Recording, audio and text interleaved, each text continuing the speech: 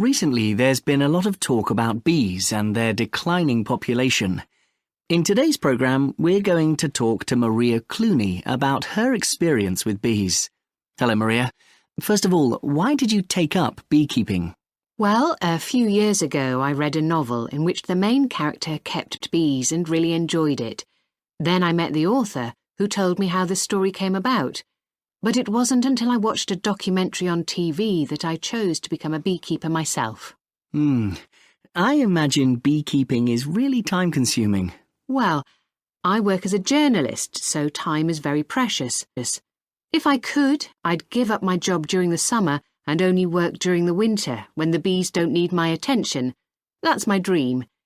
In reality, I make a weekly plan and I make sure I have at least 2 afternoons available to attend to my bees. My children think it's an old-fashioned hobby, however, and on the rare occasion when I travel abroad for longer periods of time. And it must be quite challenging too. Absolutely. Last year I faced my greatest challenge yet, when the temperature dropped suddenly and my bees were under threat. Over time I've had the usual problems every beekeeper faces, such as your bees flying away from their beehive with the queen to form a new home, or when your bees get badly affected by dangerous pests, like wax moths. I also heard about bees becoming aggressive. Can you tell us a bit about that? There are many reasons for this behaviour.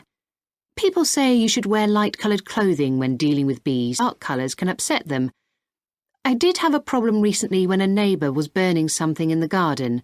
My bees reacted badly and became irritated. Apparently, this can also happen when they can't find enough flowers to feed on. I also heard that sometimes the queen bee has to be replaced. That's right. Once, when I had to get a new one, I got a tip from a friend who also keeps bees. She suggested ordering one online. I was quite astonished that people can do that, and to my surprise, received the special delivery in the post within 3 days of ordering. In some cases, though, the existing queen bee can naturally create a new queen when the group gets too big. You're very interested in the behaviour of bees, aren't you? Yes. Last year, I was invited to a lab to observe something called the waggle dance. I'd always thought that this dance was a response to a possible danger, such as an earthquake.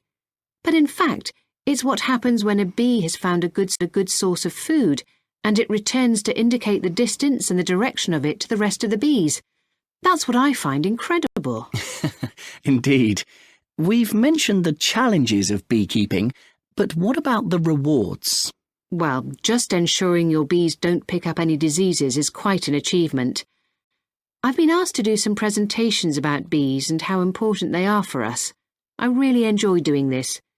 But that was nothing compared to the feeling I got when people started buying my honey at the local market. And how about bees in the future?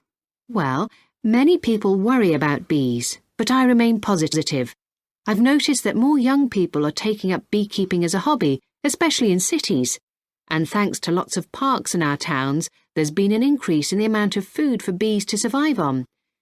This, especially, is really encouraging for me personally. I've also noticed a rise in the number of college courses that are offering. So let's do our best to make sure that bees are here to stay. That's a very good message to end on. Thank you, Maria.